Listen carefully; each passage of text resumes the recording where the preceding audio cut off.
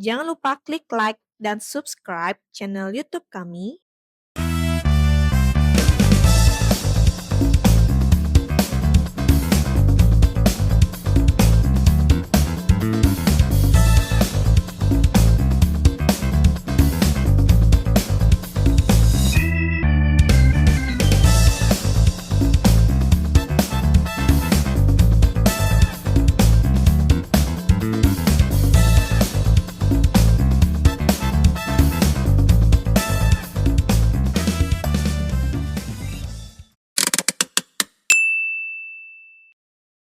Oke, halo Sobat Properti, selamat datang di Cash Pro atau podcast tentang properti, di mana sama saya, Devi, yang akan membahas terkait dunia properti yang katanya lagi nggak baik-baik aja nih.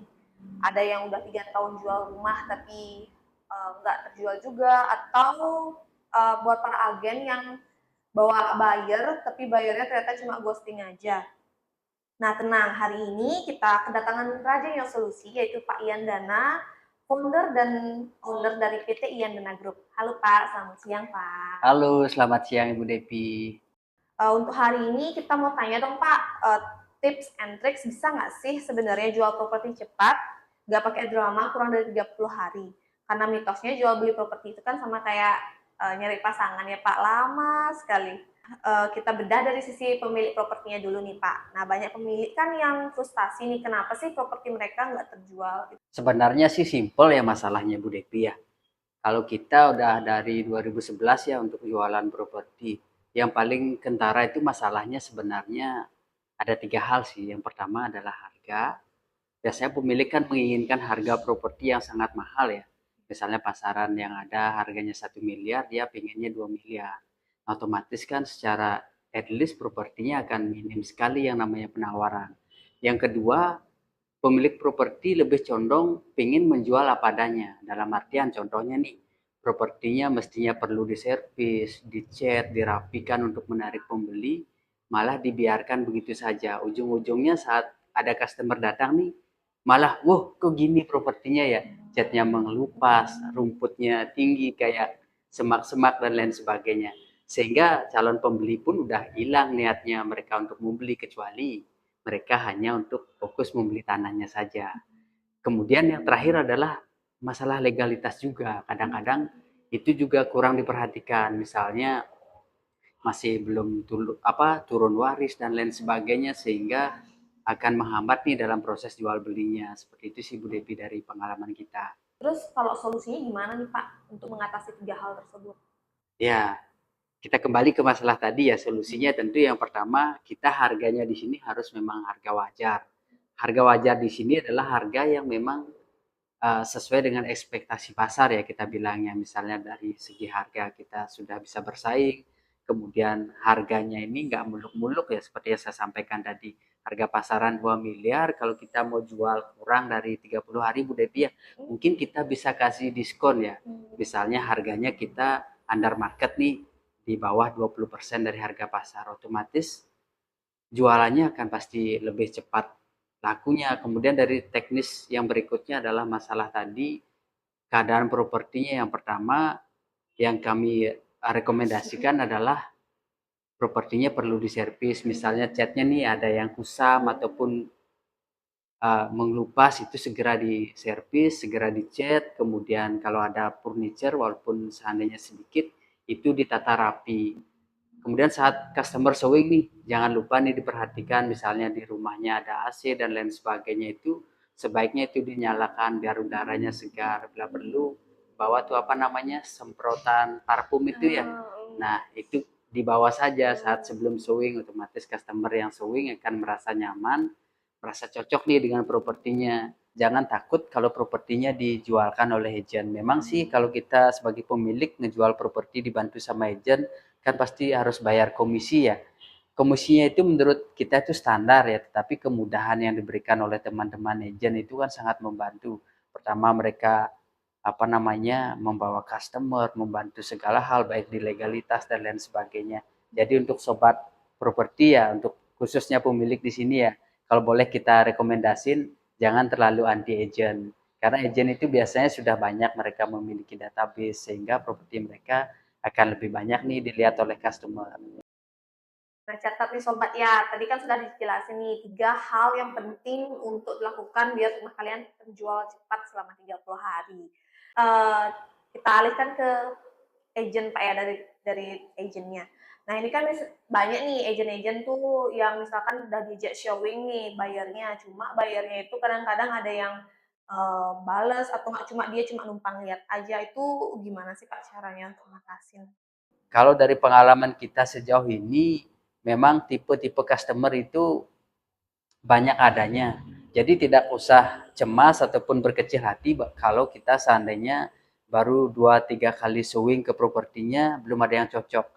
Kita terakhir proyek kita di Nangka ya kalau nggak salah itu bahkan sekitar 300 atau 400 orang yang menanyakan propertinya.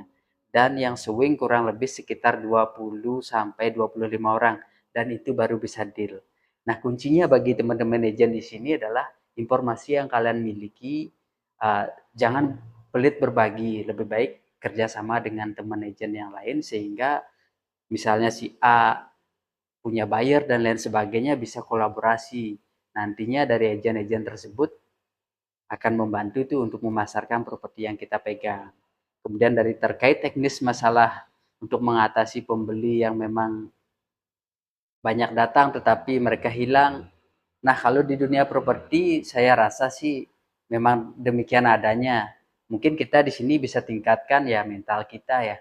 Maksudnya dalam mental di sini kita jangan mudah menyerah baru customernya nggak jadi ataupun gimana kita udah putus asa. Kita terus marketing nih, kita perbaiki baik dari segi konten, foto, video itu diperbagus. Kemudian di platform-platform properti, Facebook dan lain sebagainya ditingkatkan lagi untuk mendapatkan customer barunya seperti itu Bu Devi. Wah, bagus banget nih solusinya untuk teman-teman sobat sekalian. Jangan pernah nyerah untuk nyari pembeli ataupun buyer, karena emang buyer kan cocok-cocokan Pak ya. Ada yang mau lihat aja, ada yang juga mau serius. Nah, ini kita sekarang edukasi dari sisi sebaliknya Pak ya. Jadi untuk jadi sisi buyernya, untuk pembeli atau penyewa. Nah, akhir-akhir ini kan banyak tuh modus penipuan properti Pak. Gimana sih caranya biar nggak zonk dan tetap aman? Wah, ini sangat menarik sekali ya. Saya ingat dengan pengalaman saya dulu ya, apa namanya, ada properti yang harganya sangat murah zaman itu, mungkin sekitar 2014 atau 2013 ya. Saya waktu itu jujur aja Bu Depi ya, baru belajar nih di properti, di sewa-sewain rumah, villa. Saya ada dapat informasi dari teman agent seputaran rumah di Renon. Zaman itu kan pasaran sudah 70, 80 ya untuk sewa ya, rumah sewa. Tetapi ada yang menyewakan di harga 32 juta. Nah, karena saking murahnya, kemudian permintaan juga banyak, akhirnya saya memberanikan diri nih untuk memberikan DP. Waktu itu kurang lebih saya kasih tanda jadi saja di kisaran 1 juta rupiah ya. Nah, karena kurang hati-hati, ujung-ujungnya song nih. Ada orang iseng nih yang foto-foto properti orang nih. Kemudian dia memasarkan sehingga kita ketipu nih. Nah, untuk sobat-sobat apa namanya properti di sini biar enggak situasinya uh, seperti yang pernah saya alami, lebih baik kan belajar dari pengalaman saya saja. Nah, pada dasarnya kalau kita menemukan properti nih yang pertama ya, kalau harganya murah, miring sekali, nah itu perlu wajib tanda tanya. Kemudian kalau misalnya kita diekspos dalam artian ditekan ya biar harus DP segera dan lain sebagainya, itu juga harus kita waspada. Jadi untuk menghindari masalah ini, selain yang saya sebutkan tadi, kalau membeli aset nih, pastikan yang pertama adalah uh, usahakan propertinya memang harus sudah sempat di showing ya. Kalau kita bicara untuk sewa, misalnya sewa bulanan, sewa tahunan, ataupun membeli properti. Yang pertama itu harus dapat di showing propertinya. Nah, gimana kalau nggak dapat waktu untuk showing nih? Kalau misalnya sewa harian ya, bener ya? Bener, Nah, saran kita sih pakai agent yang memang sudah terpercaya. Bisa cek legalitas mereka, entah di Google Map, di internet, ataupun travel agent online ya. Mereka semuanya rata-rata itu sudah terpercaya. Itu dari segi legalitas, kemudian cek lokasi, legalitasnya nanti juga tolong dipastikan. Biar nggak nanti sudah bayar dan lain sebagainya malah SHM-nya tidak tahu di mana. Misalnya nggak jelas, entah di KD dan lain sebagainya. Lebih baik sebelum memberikan uang dalam bentuk apapun itu sudah clear ya, clear and clear dalam artian SHM sudah dicek sama notaris yang independen. Kita garis bawahi notaris yang independen di sini Bu Devi ya.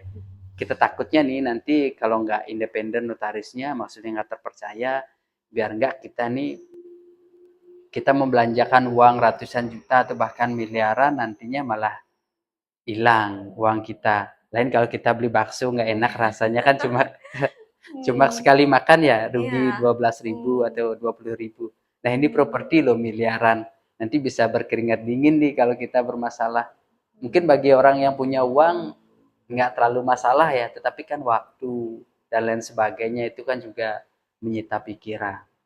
Itu baru 2 poin ya, masalah cek lokasi, harga yang memang masuk akal, terus legalitas. Nah yang terakhir dipastikan juga kalau seandainya sobat properti di sini mengambil aset yang memang asetnya tersebut masih di dalam proses turun waris ya. Kalau turun waris di sini dipastikan nanti memang semua ahli waris yang ada itu memang setuju entah itu propertinya dijual ataupun disewakan. Jadi memang perlu sangat diperhatikan biar nggak nanti salah satu ahli waris misalnya nggak setuju untuk dijual, uang yang sudah kita berikan, kita bayarkan, nasibnya kita nggak tahu nantinya. Sebagai contoh nih kita tanda jadi 100 juta nih, ternyata salah satu ahli waris nggak mau nih, kita nggak bisa ngomong apa, kita ngajar yang punya properti juga misalnya dibilang uangnya sudah kepake dan lain sebagainya, kita ke bawah jalur hukum juga memakan waktu dan biaya. Nah itulah di situ. Jadi memang harus betul-betul diperhatikan. Jadi kesimpulannya untuk properti laku cepat itu bukan sihir, tapi soal strategi, harga yang presisi, kemasan yang menarik, dan legalitas yang bersih. Untuk sobat properti yang mau tahu lebih banyak tentang manajemen aset, jual titip properti, agar cepat laku ataupun cari properti, bisa langsung kepoin aja nih website kita di iandana.com atau juga follow Instagram kita di iandana_official. Nah, sampai jumpa di podcast selanjutnya. Terima kasih. Terima kasih. Jangan lupa klik like dan subscribe channel YouTube kami dan follow us di media sosial kami. Info lebih lanjut bisa cek di website kami